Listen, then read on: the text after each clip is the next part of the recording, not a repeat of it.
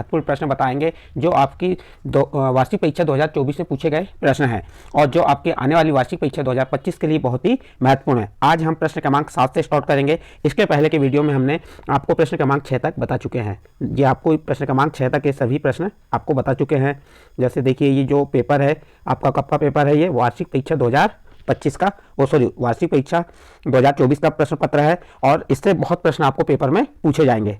तो आपको तैयारी कैसे करना है, पेपर कैसे आएगा, इस प्रकार से आपको पहला पेज आएगा जिसमें रोल नंबर, टोटल क्वेश्चन दिए रहेंगे और सीरियल नंबर वगैरह दिए रहेंगे। मैक्सिमम मार्क्स 75 रहेंगे और 3 घंटे इसमें जो आपको निर्देश दिए रहेंगे, निर्देशों को आप पढ़ लीजिएगा। उसके बाद आपको ये सही विकल्प, तो ये हमने ये सभी प्रश्न आपको इसके पहले के वीडियो में बता चुके हैं। आज हम आपको प्रश्न क्रमांक 7 से स्टार्ट करेंगे और प्रश्न क्रमांक 6 से 17 तक जो प्रश्न है आपके 2 अंक के प्रश्न रहेंगे। तो प्रश्न नंबर 6 बता चुके हैं, ये प्रश्न नंबर 6 था। अब प्रश्न नंबर 7 को आपको हल करके बताएंगे। तो चलिए देखते हैं प्रश्न नंबर 7 क्या है। द्विघात बहुपद 3x का वर्ग ऋण x ऋण 4 के शून्यक ज्ञात कीजिए। क्या करना है आपको, ये जो द्विघात बहुपद 3x का वर्ग ऋण x ऋण 4 के शून्यक ज्ञात करना है। तो शून्यक द्विघात बहुपद है तो इसके शून्यक भी कितने होंगे, 2। जिस त्रिघात बहुपद है तो 3 शून्यक होंगे, लेकिन ये द्विघात बहुपद है इसलिए इसके कितने शून्यक होंगे, इसके ओनली 2 शून्यक होंगे। तो शून्यक कैसे ज्ञात करना है वह बताएंगे। ये हिंदी मीडियम के बच्चों के लिए भी और इंग्लिश मीडियम। इंग्लिश के लिए क्वेश्चन क्या बन रहा है, find the zeros of the quadratic polynomial 3x² minus x minus 4। तो दोनों यानी कि इंग्लिश मीडियम और हिंदी मीडियम के दोनों बच्चे समझ सकते हैं। और ये जो है प्रश्न हमने यहाँ पे हल करके पहले से ही बता चुके हैं, लेकिन इसको हम आपको समझाएंगे, स्टेप बाय स्टेप समझाएंगे। सबसे पहले आपको क्या लिखना पड़ेगा, सबसे पहले आप लिखेंगे दिया गया बहुपद या दिया बहुपद क्या है हमारा। देखिए बहुपद क्या है, बहुपद दिया है हमारा 3x का वर्ग ऋण x ऋण 4, ये बहुपद है हमारा। अब इसमें हमको शून्य ज्ञात करना है। तो ये जो हमारा बहुपद है 3x वर्ग ऋण x ऋण 4, इसमें जो है आपका a b c की मान ज्ञात करना पड़ेगा। पहले a का मान क्या हो गया 3, b का मान यहाँ पे कोई संख्या नहीं है तो क्या है 1 है, तो b का मान ऋण 1 और c का मान ऋण 4। तो ये हमने किसका, देखिए ये a का मान निकाल लिए, ये b का मान और ये किसका मान हो गया, c का मान हो गया। अब क्या करेंगे, हम इस बहुपद के गुणनखंड तोड़ेंगे। अब गुणनखंड तोड़ते हैं, चलिए क्या कैसे टूटेगा। पहले a का मान कितना हो गया हमारा, a बराबर 3 और b बराबर कितना है ऋण 1 और c बराबर ऋण 4। ये a b c के मान निकाल लिए। अब इसे तोड़ते हैं हम, चलिए तोड़ के देखते हैं। अब इसका मध्य पद को तोड़ेंगे। ये जो मध्य पद क्या है ऋण 1, इसको ऋण x है, इसे तोड़ेंगे। तो इसको तोड़ने के लिए हमको प्रथम पद और अंतिम पद का गुणा करेंगे। 3 में 4 का गुणा कीजिए, 3 गुणित 4 कितना हुआ, 3 का ऋण 4 में गुणा किए तो 3 गुणित ऋण 4 बराबर कितना आ गया आपका, ऋण 12 आ गया। ये कितना आ गया, थोड़ा सा इसको छोटा कर लेते हैं, ऋण 12 आ गया। अब आपको ऐसी संख्या का ऐसी संख्या से गुणा करना है, गुणा करने पे ऋण 12 है और जोड़ने घटाने पे कितना है ऋण 1। तो किसका गुणा करेंगे, 3 का ही 4 में गुणा करेंगे तो ऋण 12 आएगा। 3 गुणित ऋण 4, 3 गुणित ऋण 4 बराबर कितना आ गया आपका, ये ऋण 12 आ गया। अब 3 में से हम 4 को घटाएंगे तो कितना आ जाएगा हमारा ऋण 1। तो इस प्रकार से ये मध्य पद को तोड़े हमने। अब इसको यहाँ पे लिख देंगे, कहाँ लिखेंगे हम, देखिए यहाँ पे लिख देते हैं। प्रथम पद जैसा का वैसा 3x का वर्ग हो गया, प्रथम पद जैसा का वैसा 3x का वर्ग धन 3x ऋण 4x और अंतिम पद ऋण 4 जैसा का वैसा, ये ले लिया हमने। आप चाहे तो यहाँ पे a और b के मान नहीं भी रखेंगे चलेगा। देखिए फिर से पुनः ये हमने किसको मध्य पद को तोड़े, 3x का वर्ग धन 3x ऋण 4x ऋण 4। देख सकते हैं आप यहाँ पे किसको मध्य पद को तोड़े तो 3x में से 4x घटाएंगे तो ऋण x आएगा, बाकी प्रथम पद और अंतिम पद जैसा का वैसा। अब देखिए ये दो समूह में ले लिए हमने, 3x का वर्ग धन 3x, तो इन दोनों में से 3x धन 3x में से कॉमन ले लेंगे। इससे कॉमन क्या निकल जाएगा, उभयनिष्ठ क्या निकल जाएगा 3x उभयनिष्ठ निकला। अब इस 3x का 3x वर्ग में भाग दिए तो यहाँ क्या बच गया, x बचा धन ये 3x का 3x में भाग भी कितने बार गया, एक बार, तो यहाँ पे क्या आ गया 1। फिर अब क्या करेंगे, आप यहाँ से कॉमन लेंगे, ऋण 4x ऋण 4 में से कॉमन क्या निकल जाएगा, ऋण 4 कॉमन निकलेगा, कॉमन क्या निकलेगा ऋण 4, अगले ब्रैकेट में क्या बचेगा x। और जब ये ऋण कॉमन हो रहा है तो ये वाला ऋण कायम बदल जाएगा धन में, क्योंकि 4 का भाग 4x में दिए, ऋण 4 का भाग ऋण 4x में दिए तो क्या आ गया x, ऋण 4 का भाग ऋण 4 में देंगे तो क्या आएगा धन 1, ये आ गया हमारा। अब इसमें से देखिए ये x धन 1 और x धन 1 क्या ले लेंगे आप, कॉमन ले लेंगे।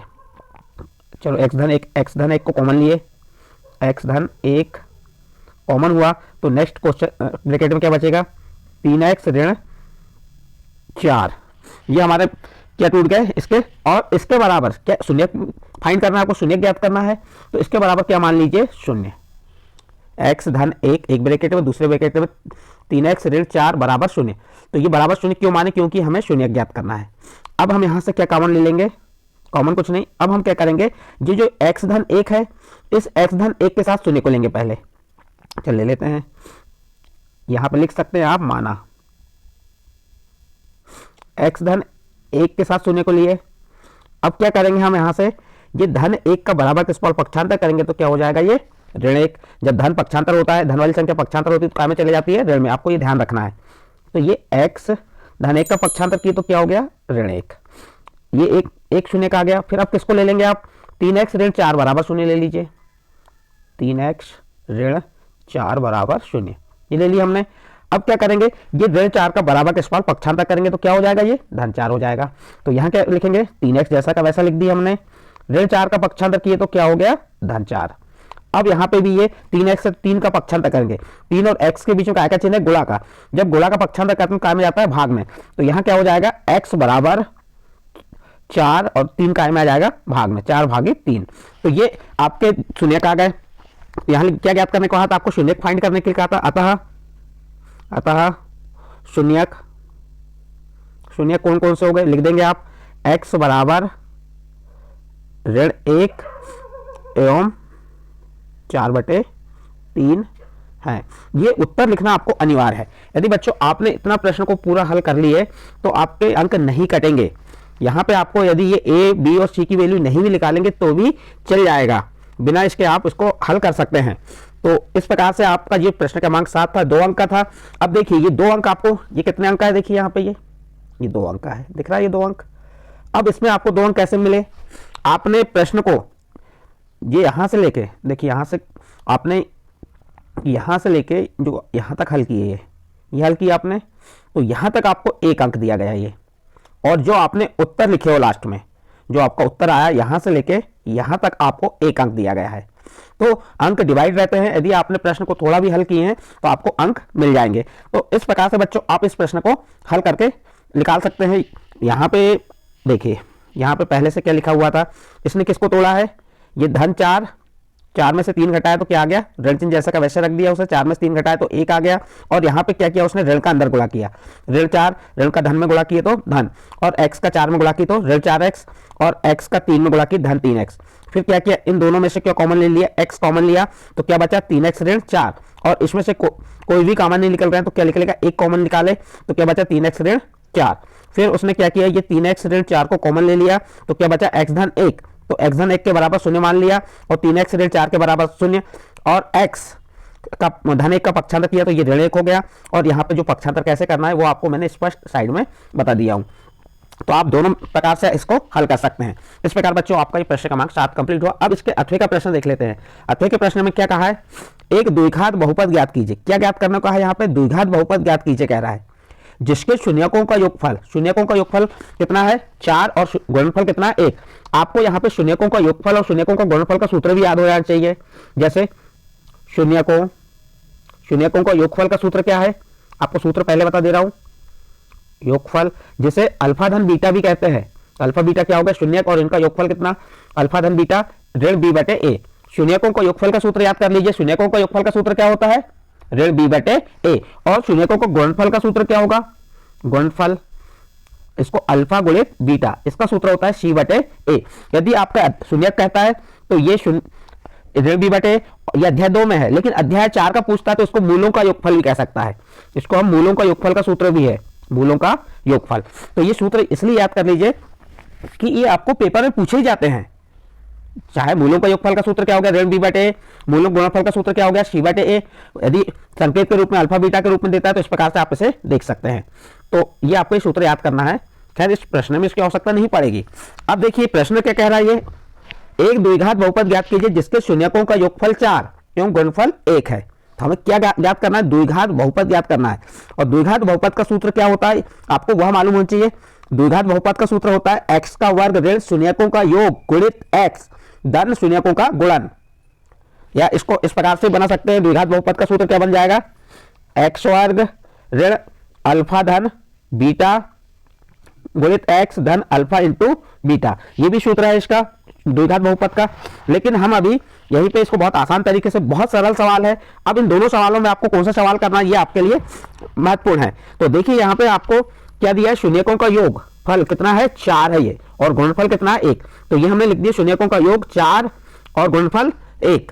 और सूत्र क्या है हमारा द्विघात बहुपद का सूत्र, ये देखिए एक्स वर्ग ऋण शून्यकों का योग गुणित एक्स धन शून्यकों का गुणन। तो अब देखिए यहाँ पे हम इसे अलग कर दे रहे हैं, यहाँ जो हल दिया है आपको लिखना कैसे है, ये बराबर नीचे बराबर लिख देंगे, एक्स वर्ग ऋण शून्यकों का योग कितना है 4, तो ये हमने शून्यकों का योग कितना लिख दी 4 गुणित एक्स, फिर धन शून्यकों का गुणन ये दिया है, कितना दिया हुआ है 1, तो यहाँ पे हमने 1 लिख दिए। और हमारा यही क्या है द्विघात बहुपद, या इसको हम ऐसा भी लिख सकते हैं, 4 पहले कोष्टक में लिख दिए, एक्स धन शून्यकों का गुणन 1, या एक्स वर्ग ऋण 4x धन 1, ये हमारा क्या आ गया, आंसर आ गया। इस प्रकार से हम इस प्रश्न को हल कर सकते हैं। ये साइड में लिखा हुआ था, हमने इसको आपको बराबर के नीचे इस प्रकार से बराबर बराबर करके लिखना है, और जो दिया है पहले उसे लिख लीजिए, शून्यकों का योग 4 शून्यकों का गुणन 1, और इस प्रकार इस प्रश्न। अब आपको ये 2 प्रश्न आए थे, ये पहला प्रश्न 7वां प्रश्न में आपको द्विघात बहुपद दिया हुआ था और शून्यक ज्ञात करना था, और उसके बाद दूसरा प्रश्न दिया है आपको द्विघात बहुपद ज्ञात कीजिए और शून्यक का योगफल और गुणनफल दिया हुआ है। अब आपको यहाँ पे सोचना है कि किस प्रश्न को आप पहले हल करेंगे, जो आपको आसान तरीके से बन सके, जिनमें आप गलतियां कम कर पाए, ऐसे प्रश्नों को, और कम समय लगे ऐसे प्रश्नों को हल करना। अब इन दोनों में आप तुलना कीजिए कि आप किसे हल करेंगे, इसमें आपको जो कठिनाई लग रही है और इसके अपेक्षा में बहुत इजी है, तो आप उस प्रश्न को करने का प्रयास कीजिए कि जिसमें आपको सरलता से हल कर सकें। ठीक है बच्चों, ये आपका प्रश्न नंबर 7 कंप्लीट हुआ। इसके बाद नेक्स्ट अगला प्रश्न आता है आपका प्रश्न नंबर 8। प्रश्न नंबर 8 में दिया है निम्नलिखित समीकरण युग्म के लिए a1 बटे a2 b1 बटे b2 और c1 बटे c2 के अनुपात ज्ञात कीजिए। इनके क्या ज्ञात करना, हमको अनुपात ज्ञात कीजिए कह रहा है, और बताइए कि हल संगत है या असंगत है। आपको ये समीकरण दिया है 5x ऋण 4y धन 8 और 7x धन 6y ऋण 9 बराबर 0। ये आपके कौन से समीकरण है, देखिए ये जो व्यापक समीकरण आपका बनता है, इसका क्या बनता है, a1x धन b1y धन c1 बराबर 0, और दूसरा a2x धन b2y धन c2 बराबर 0। ये व्यापक समीकरण है। और यहाँ क्वेश्चन में क्या कहा है आपको, निम्नलिखित समीकरण युग्म के लिए a1 बटे a2 b1 बटे b2 c1 बटे c2 के अनुपात, निम्नलिखित समीकरण मींस ये वाले समीकरण के लिए अनुपात ज्ञात करना है। तो इनके मान निकाल लेंगे हम a1 b1 c1 a2 b2 और c2, और ये बताना है कि हल संगत है या असंगत है। तो देखिए ये आपको दिख रहा है समीकरण, इसमें ये 5 4 और 8 ये a1 b1 और c1 के मान हो गए, 7 6 और ऋण 9 ये a2 b2 और c2 के मान हो गए। अब ये आप इस व्यापक समीकरण से तुलना करके a1 b1 c1 a2 b2 और c2 के मान निकाल लेंगे। यहाँ पे नेक्स्ट आगे आपको बता रहा है, ये इंग्लिश मीडियम के लिए भी है, क्या दिया है, find the ration a1 a2 b1 b2 and c1 c2 for the following pair linear equation and say that is consistent और इनकंसिस्टेंट। तो आपको ये बताना है कि कौन सा कंसिस्टेंट है और कौन सा इनकंसिस्टेंट है। तो चलिए देखते हैं इधर हम क्या दिया है, इसको हल करेंगे हम।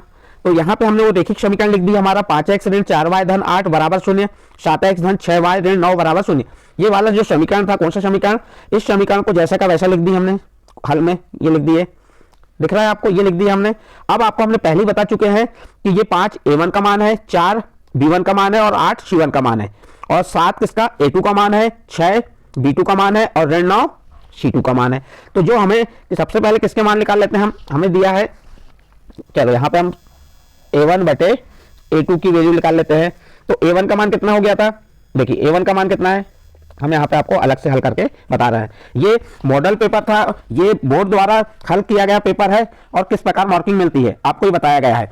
और आपको हमने प्रश्न क्रमांक 1 से 6 तक की के जो प्रश्न है इसके पहले के वीडियो में बता चुके हैं, ये आपको प्रश्न क्रमांक 7 से स्टार्ट किए हैं। तो ये आपका व्यापक समीकरण क्या हो गया, आप लिखेंगे पेपर में, देखिए कि युग्म हल लिख दिए। सबसे पहले आपने हल लिखने के बाद क्या लिखेंगे हम, रेखिक, सबसे पहले तो हल लिखिए, उसके बाद रेखिक युग्म,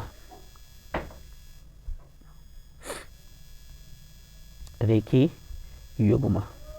हमारा जो समीकरण क्या है, 5x ऋण 4y धन 8 बराबर 0, और यहाँ पे 7x धन 6y ऋण 9 बराबर 0। जो हमारा व्यापक समीकरण था, पहला समीकरण a1 का मान निकाल लिए, a1 का मान फिर a2 का मान, तो हम किसकी वैल्यू निकालना है, a1 बटे a2। तो अब देखिए यहाँ पे a1 का मान क्या हो गया 5 और a2 का मान कितना हो गया 7। ये लिख दिया हमने 5 a1 का मान और a2 का मान कितना हो गया 7। उसके बाद हम किसके b1 बटे b2, b1 का मान ऋण 4 और b2 का मान धन 6। तो यहाँ पे किसके मान निकाल लेंगे b1 बटे b2। b1 का मान कितना है ऋण 4 और b2 का मान कितना है 6।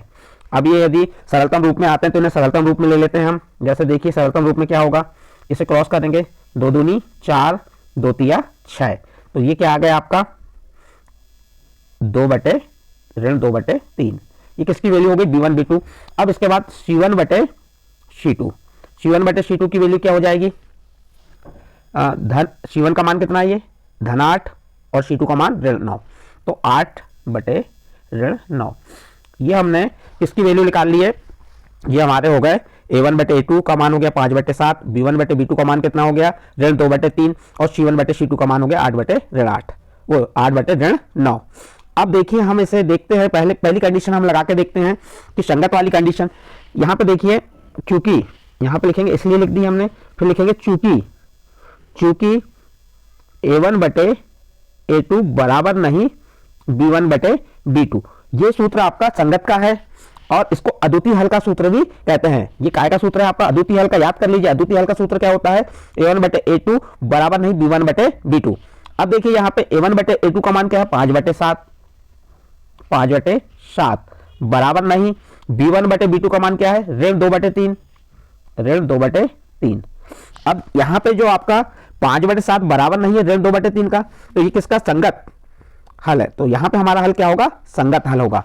अब इसलिए हल क्या है, संगत हल है, संगत हल है पहली कंडीशन ही हमारी। और संगत हल कब होता है ये भी मालूम होना चाहिए। यहाँ पे आपको विकल्प खाली स्थान में पूछता है अद्वितीय हल का सूत्र क्या हो गया आपका a1 अपान a2 बराबर नहीं b1 अपान b2। और अद्वितीय हल में ये संगत हल होता है। यदि a1 बटे a2 बराबर नहीं b1 बटे b2 तो हल कैसा होगा, संगत हल होगा। कैसा होगा, संगत हल। और कोई हल नहीं में कोई हल नहीं का सूत्र भी आपको याद करना है, और अनंता अनेक हल का। कोई हल नहीं की कंडीशन आपको क्या होती है, a1 अपान a2 बराबर b1 अपान b2 बराबर नहीं c1 अपान c2। और जब तीनों कंडीशन बराबर होती है तो अनंता अनेक हल होता है। तो इस प्रकार से इस प्रश्न को आप हल कर लेंगे। इसके बाद ये आपका प्रश्न नंबर 8 का था। अब इसी में एक 8वें का प्रश्न आएगा। 8वें में दिया है, क्या दिया है, निम्नलिखित रैखिक समीकरण युग्म को हल कीजिए, solve the following pair of linear equation. आपको जो रैखिक समीकरण दिया x धन y बराबर 14, x ऋण y बराबर 4, इसको क्या करना है, हल करना है। तो ये बहुत ही सरल प्रश्न है। आप इसको 3 विधियां होती है, विलोपन विधि, प्रतिस्थापन विधि, आलेख विधि और बीजगणित विधि भी होती है। आप किसी से भी कर सकते हैं। इसमें आपको कंडीशन नहीं दिया है कि किस विधि का उपयोग करना है। ना आपको विलोपन विधि कहा है, ना प्रतिस्थापन विधि कहा है, ना आलेख विधि कहा है, ना बीजगणित विधि। यहाँ पे आपको ओनली क्या कहा है, निम्नलिखित रैखिक समीकरण युग्म को हल कीजिए। तो आप किसी भी विधि का उपयोग कर सकते हैं। आपको जो विधि बहुत आसान तरीके से बने आप उससे कर सकते हैं। जैसे यहाँ पे उसने विलोपन विधि से हल करके बताया है, मैं आपको स्टेप बाय स्टेप कैसे हल करना है वह बता देता हूं। तो सबसे पहले आप क्या लिख देंगे, हल लिखेंगे। हल लिख दिए। हल लिखने के बाद क्वेश्चन पेपर में आपके जो रैखिक समीकरण है कौन से हैं, x धन y बराबर 14 और x ऋण y बराबर कितना दिया है, 4 दिया है। इसे समीकरण नंबर 1 दे दीजिए और इसे समीकरण नंबर 2। इस प्रकार से आप प्रश्न में सबसे पहले ये लिख दीजिए, क्योंकि ये तो आपके यहां से लेके यहां तक जो है आपका ये क्वेश्चन पेपर रहेगा, लेकिन आपको आंसर शीट में ये लिखना है। इसको समीकरण नंबर 1 और समीकरण नंबर 2 दे दिए। अब इसे आप किस विधि से करना चाहते हैं, विलोपन विधि से। तो विलोपन विधि में ये होता है कि चाहे x हो या y हो, किसी के भी गुणांक आपको बराबर करना पड़ता है। यदि गुणांक बराबर है तो गुणांक बराबर करने की आवश्यकता नहीं है। तो यहां आप देखेंगे ये x वाले गुणांक है और ये y वाले गुणांक है और ये स्वतंत्र पद है। तो देखिए यहाँ पे x के गुणांक भी बराबर है और y के गुणांक भी बराबर है, तो हमें बराबर करने की आवश्यकता नहीं है। हम सीधे क्या करेंगे, समीकरण 1 में समीकरण 2 को जोड़ देंगे। क्या लिखेंगे, समीकरण 1 धन समीकरण 2, समीकरण पूरा लिखेंगे इसको, समीकरण 1 धन समीकरण 2। क्या कर रहे हैं हम, समीकरण 1 में समीकरण 2 को जोड़ दे रहे हैं।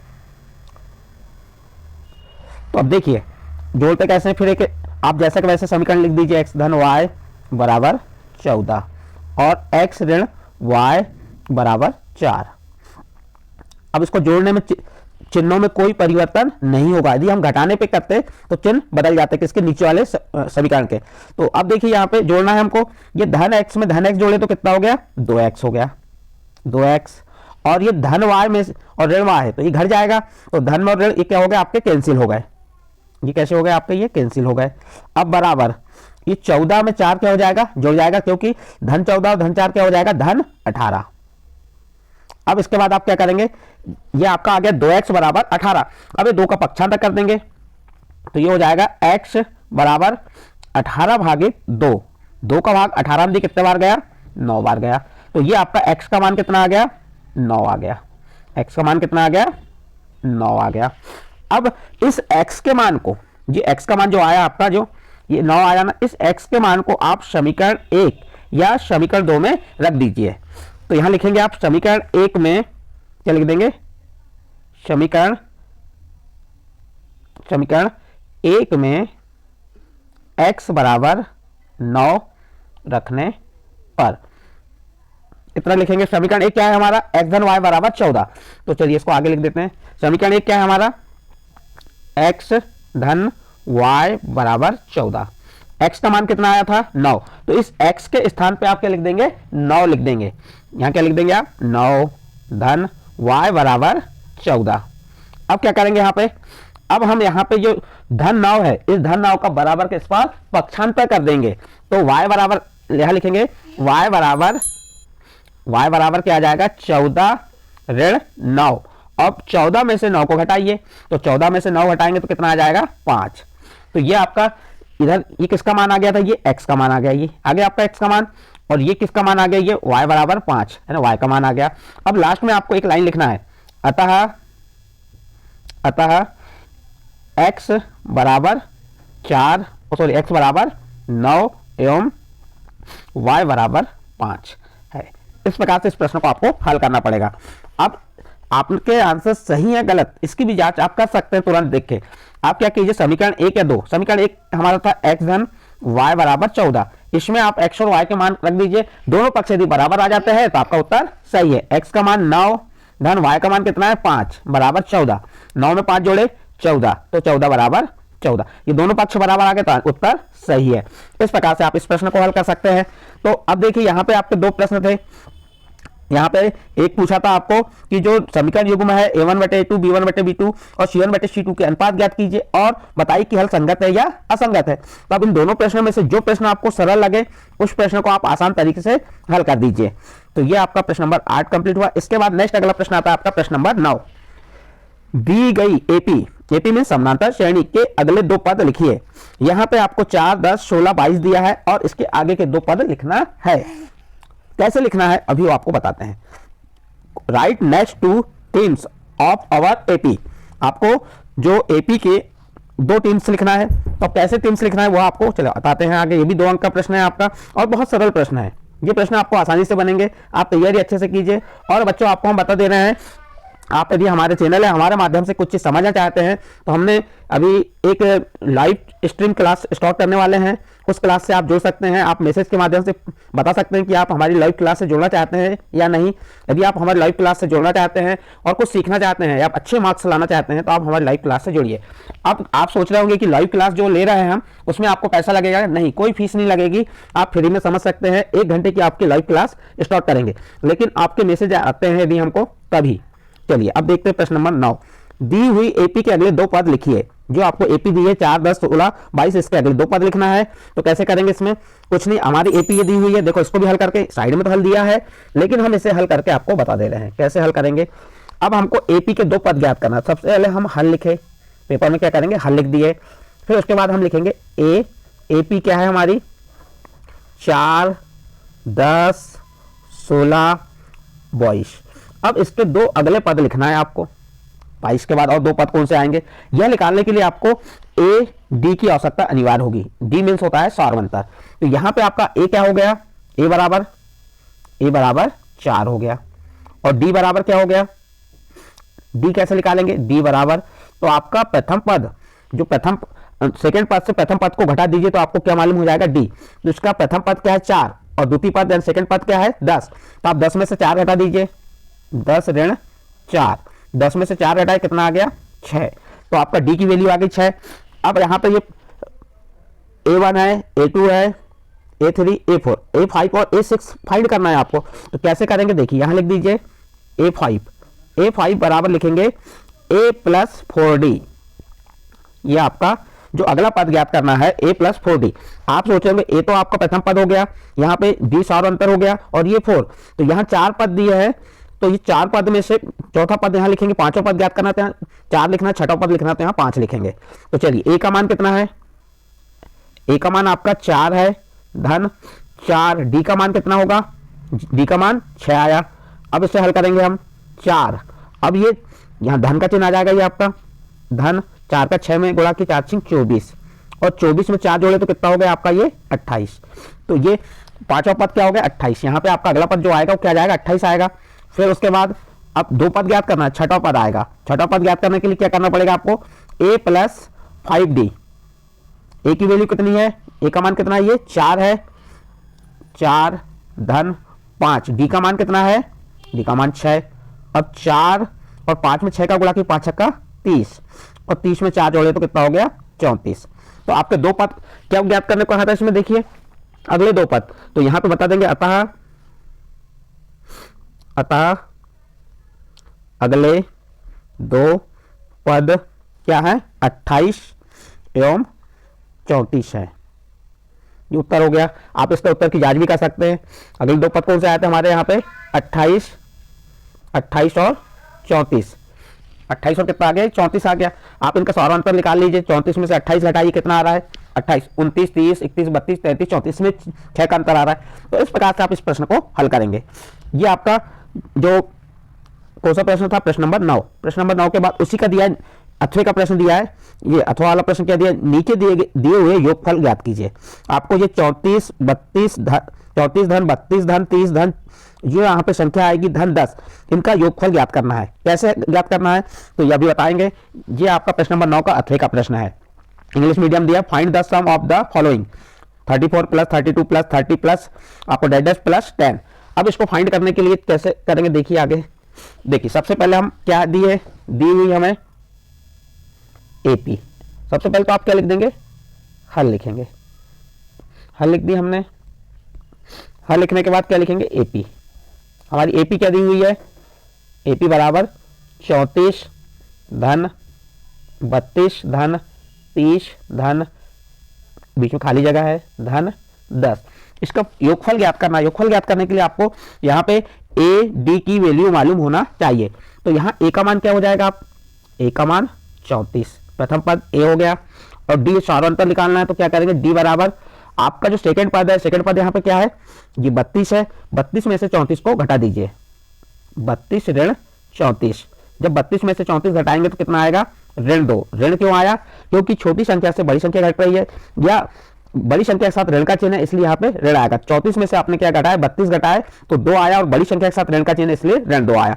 ये D की वैल्यू हो गई ज्ञात। अब इससे आप n ज्ञात कर लीजिए।